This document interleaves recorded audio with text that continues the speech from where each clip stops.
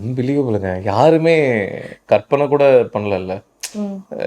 இது வந்து இன்னும் இப்போ நம்ம இது ஒரு விஷயமா இருக்கு. இன்னொரு 50 வருஷம், 100 வருஷம் கழிச்சு ஹிஸ்ட்ரியா இத படிக்கிறவங்களுக்கு, எப்படி நாம எம்ஜிஆர் சார பத்தி பேசுறோமோ, அந்த மாரி ஒருத்தர் வந்தாரு. 2 வருஷம் தான் வந்து அரசியலே புரட்டி போட்டாரு. அப்படின்ற ஒரு அது அகைன் ஒரு ஒரு பயோபிக்கா பயங்கரமான ஒரு பயோபிக்ல இது. கண்டிப்பா. நோபடி எக்ஸ்பெக்டட்ல. ம். விஜய் சாரே எந்த அளவுக்கு எக்ஸ்பெக்ட் பண்ணியிருப்பாருன்றது எனக்கு தெரியல. அது அவரோட எனக்கு அது ரொம்ப தோணும். அவரோட மைண்டுக்குள்ள போய் அந்த பிஃபோர் எலெக்ஷன் ரிசல்ட் அவரோட மைண்ட்ல என்னவா இருந்தது அப்படின்னு பார்க்கணுன்ற ரொம்ப ஆர்வம் இருக்கு.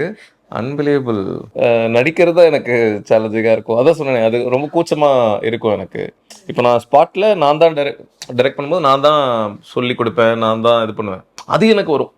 ஆனால் கேமரா முன்னாடி நான் நின்று ஆக்ஷன்னு சொல்லி நான் நடிக்கும் போது எனக்கு ஒரு மாதிரி அந்த 100% என்னால் அந்த கூச்சத்தை விட்டு என்னால் பண்ண முடியாது. அது ஒரு மாதிரி அவன் நம்மளை பார்த்து கமெண்ட் அடிக்கிறானோ, இவன் நம்மளை கலாய்க்கிறானோ, நம்ம கேவலமாக பண்ணுறோமோ, நம்ம ஃபேஸ் ரொம்ப கன்றாவியாக இருக்கும், இப்பெல்லாம் எக்கச்சக்கமாக தாட்ஸ் மைண்டுக்குள்ளே போகணும்னு வச்சு நிறைய பேர் வந்து இன்ஸ்டாவில் எனக்கு பர்சனலாக மெசேஜஸ் எல்லாமே ப்ரோ சூப்பர், எனக்கு நிறைய விஷயங்கள் புரிஞ்சுது அப்படிலாம் பயங்கரமாக அதை புரிஞ்சுக்கிட்டு இது சொல்லி மெசேஜ் அனுப்பிச்சிருந்தாங்க. அது எனக்கு பயங்கர ஹாப்பியாக இருந்துச்சு. சரி ஓகே, இந்த அளவுக்கு புரியுது அப்படின்ட்டு. ஆனால் அதை தாண்டி எனக்கு பர்சனலாக மிரட்டல்கள் அந்த மாதிரி எதுவும் வரல. பட் ஆனால் அந்த கடுப்பில் ஒரு சில விஷயங்கள் படத்தோட ஐஎம்டிபியை ஃபுல்லாக அடித்து காலி பண்ணாங்க. அதே மாதிரி வந்து இப்போ நீங்கள் ஹாட்ஸ்பாட் பொறுத்த வரைக்கும் வந்து பார்த்தீங்கன்னா, இப்போ அடியேன்றது ஒரு ஃபுல் ஃப்ளெட்ஜ்டு ஸ்டோரி மாதிரி கொண்டு போனீங்க.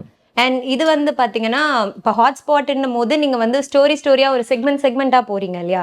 இது ஸோ இது வந்து உங்களுக்கு எதை வச்சு இன்ஸ்பிரேஷனாக இருக்கும்? ஒரு ஃபுல் ஃப்ளெட்ஜ்டு ஸ்டோரியாக எடுத்துகிட்டு போகிறது பெஸ்ட்டா, இல்லை இந்த மாதிரி போகிறது? இல்லை ஃபுல்லாக ஒரு ஃபுல் ஃப்ளெட்ஜ்டு கதை பண்ணுறது தான் பெஸ்ட்டு. அது ஏன் அப்படின்னா, எப்பவுமே அதோட ரீச் வேற, அதோட இது இப்போ ஹாட்ஸ்பாட் 1 ஹாட்ஸ்பாட் 2 என்னதான் அது வந்து நிறைய பேர் நல்லா இருக்கு பிடிச்சிருக்கு அப்படின்னு சொன்னாலுமே, அதோட கமர்ஷியல் பீக் அப்படின்ட்டு ஒன்று இருக்குல்ல. ஏன்னா சி சென்டரில் ஆந்தாலஜி பெருசாக ஒர்க் ஆகாது, தேட்ரிக்கலாக ஒர்க் ஆகிறதே அது ஒரு மாதிரி ஒரு இதுதான், அதுக்கு இவ்வளோதான் லிமிட் அப்படின்ட்டு இருக்கும். ஆனால் ஒரு ஃபுல் ஃப்ளெஜ்டு ஃபீச்சர்னா அதுக்கு எல்லையே கிடையாது. அது சூப்பராக இருந்துச்சுன்னா அது போயிட்டே இருக்கும். ஸோ ஆனால் ஆந்தாலஜி அது ஹாட்ஸ்பாட் 1 வந்து நாங்கள் 2021 ஏதோ ஆரம்பிச்சது. அப்போ வந்து இந்த நிறைய ஆந்தாலஜி தமிழ் நவரசா, புத்தம்புது கலை அதெல்லாம் வரல. அதுக்கு முன்னாடியே சில்லு கருப்பட்டி வந்திருந்தது. அது ஓரளவு தேட்டரில் ஒர்க் ஆச்சு.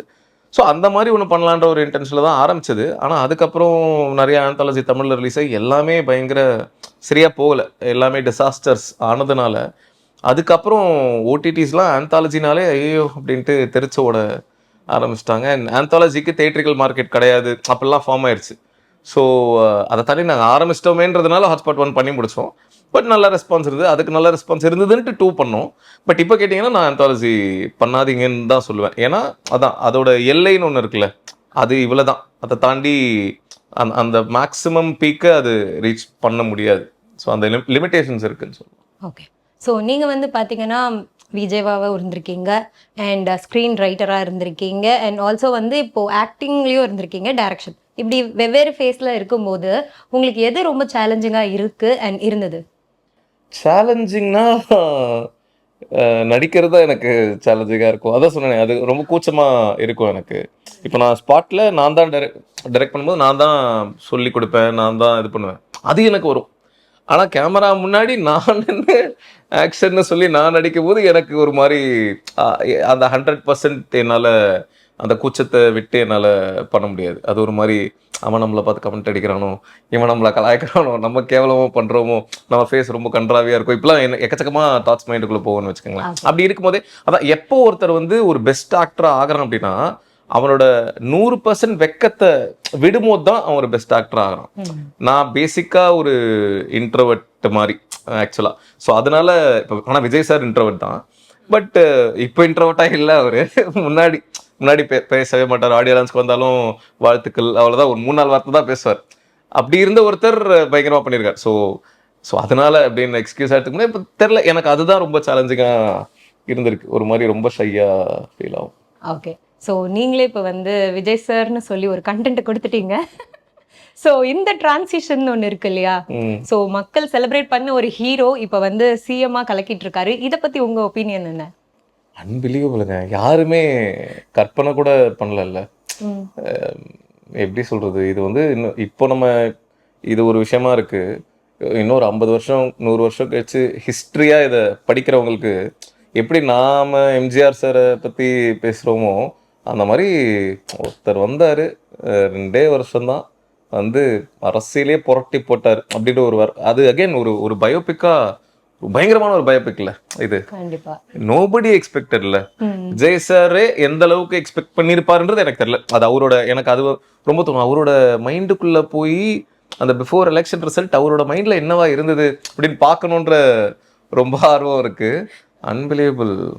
பயங்கரம். So coming back to your cinema journey. So Mollywood டைம்ஸ்னு ஒரு மலையாள படத்தில் வந்து சினிமாவில் இந்த மாதிரி ஸ்கேம்லாம் நடக்குது அப்படின்றது காட்டியிருக்காங்க. ஸோ என்னென்ன மாதிரிலாம் ஏமாற்றங்கள் பண்ணிட்டு இருக்காங்க அப்படின்னு. அது மாதிரி நிஜமாலேயே நம்ம சினிமா இண்டஸ்ட்ரியில் அப்படிதான் இருக்கா அண்ட் தமிழ் சினிமாவில் அப்படி இருக்கா அப்படின்றது உங்களுக்கு சினிமா இண்டஸ்ட்ரி மட்டும் இல்லை, எந்த இண்டஸ்ட்ரி நீங்கள் எடுத்தாலுமே அந்த மாதிரி விஷயங்கள் இருக்க தான் செய்யும்ல. எல்லா இடத்துலையும் நல்லவங்களும் இருப்பாங்க, கெட்டவங்களும் இருப்பாங்க. எல்லா இடத்துலையும் பாசிட்டிவ்ஸும் இருக்குது, நெகட்டிவ்ஸும் இருக்குது. ஸோ சினிமான்றதுனால அது வெளியே அதிகமாக தெரியும், அவ்வளோதான். ஏன்னா இது பேசிக்காகவே இது ஒரு பப்ளிக் இதுன்றதுனால இங்கே ஒரு விஷயம் நடந்ததுன்னா அது பயங்கரமாக தெரியும். எல்லா இடத்துலையுமே அது இருக்க தான் செய்யுது.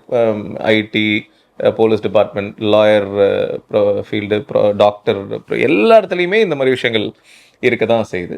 சினிமாலையும் இருக்க தான் செய்யுது. பட் அதான் நம்ம கேர்ஃபுல்லாக இருக்கணும். எல்லாமே எக்ஸ்பீரியன்ஸ் தான். கண்டிப்பாக ஏமாறுவோம். அந்த ஏமாற்றம் நமக்கு ஒரு சில விஷயங்களை கற்றுக் கொடுக்கும். ஸோ அடுத்து ஒருத்தர் அப்படி பேசும்போது எடுத்தவரை நம்பக்கூடாது அப்படின்றது நமக்கு புரியும். ஸோ ஒரு பாயிண்டில் என்ன ஆயிரும்னா, உண்மையாக ஒருத்தர் பேசினாலும் நம்மளால நம்ப முடியாது. இவன் உண்மையாக தான் பேசுகிறானா இல்லை இவனுக்கு வேறு ஏதாவது இது இருக்கான்னு. அதுதான். ஸோ அது நம்ம கடந்து வந்து தானே ஆகணும். ஆச்சு 16 வருஷம் ஆச்சு மீடியாவுக்கு வந்து, மீடியாவில் ஆரம்பிச்சு. ஸோ இதில் நிறைய லேர்னிங் இருக்குது. ஸோ இப்போ ஓகே. இப்போ ஹாட்ஸ்பாட்டில் வந்து நீங்கள் காமிச்சிருப்பீங்க இல்லையா, 2 ஹீரோஸோட ரசிகர்கள் வந்து அடிச்சுப்பாங்க அப்படின்ற மாதிரி. இது வந்து உங்களுக்கு எடுக்கும் போதே ரொம்ப பெரிய சேலஞ்சாக இருந்திருக்கும். ஏன்னா ரியாலிட்டியில் இது நடந்துட்டுருக்கு. இப்படின்னும் போது ரசிகர்கள் வந்து அதை எப்படி ரியாக்ட் பண்ணாங்க? உங்களுக்கு வந்து ஓகே அது ஒரு படமாக மட்டும் பார்த்தாங்களா இல்லை அதுக்கான அப்போசிஷன் உங்கள்கிட்ட காமிச்சாங்களா? இல்லை, எனக்கு நான் ஆக்சுவலி நிறைய பேஷிங், நிறைய திட்டுவாங்க தான் கேள்வி நினச்சேன். பட் எனக்கு ஆச்சரியமாக நிறைய பேர் வந்து இன்ஸ்டாவில் எனக்கு பர்சனலாக மெசேஜஸ் எல்லாமே ப்ரோ சூப்பர், எனக்கு நிறைய விஷயங்கள் புரிஞ்சுது அப்படிலாம் பயங்கரமாக அதை புரிஞ்சுக்கிட்டு இது சொல்லி மெசேஜ் அனுப்பிச்சிருந்தாங்க. அது எனக்கு பயங்கர ஹாப்பியாக இருந்துச்சு. சரி ஓகே, இந்த அளவுக்கு புரியுது அப்படின்ட்டு. ஆனால் அதை தாண்டி எனக்கு பர்சனலாக மிரட்டல்கள் அந்த மாதிரி எதுவும் வரல. பட் ஆனால் அந்த கடுப்பில் ஒரு சில விஷயங்கள் படத்தோட ஐஎம்டிபியை ஃபுல்லாக அடித்து காலி பண்ணாங்க ஒரு குரூப்பு. ஸோ அது டப்புன்னு எங்கிறதோ டபால்னு நீங்கள் பார்த்தீங்க ஐஎம்டிபி பார்த்தீங்கன்னா ஹாட்ஸ்பாட் 1 அடியே திட்டம் 2 இது 3த்துக்குமே 2500 ஓட்ஸ் தான் இருக்கும். அது ஏன்னா ஜென்ரலாக இப்போ நீங்கள் நிறைய படங்கள் பார்த்தீங்கன்னா 2500 3000 ஹாட்ஸ்பாட் 2ஓட ஐஎம்டிபி ஓட்ஸ் பார்த்தீங்கன்னா 13,000 ஓட்டு மேலே இருக்கும். ஃபுல்லாக போட்டு அதான் நீங்கள் ஐஎம்டிபியில் போய் 1 0 அப்படின்னு போட்டிங்கன்னா அப்படியே ஃபுல்லாக குறையும். ஸோ அது நடந்தது. புக் மை ஷோலையும் பயங்கரமாக அதான் திரும்ப புக் மை ஷோவில் திரும்பி இன்க்ரீஸ் ஆயிரும். அது ஏன்னா அவங்களுக்கு ஸ்பாம் பண்ணால் தெரிஞ்சிடும். அது அது அது பேர் என்ன, அந்த இதுவே அல்காரதுமே அப்படி ஒர்க் ஆகாது. ஸோ ஆனால் இதில் ஐஎம்டிபி அது நடந்தது அவள் தானே தவிர பர்சனல் மிரட்டல்கள் அப்படி எதுவும் பெருசாக வரல. நிறைய பேர் அதை அப்ரிஷியேட் பண்ணி தான் சொன்னாங்க.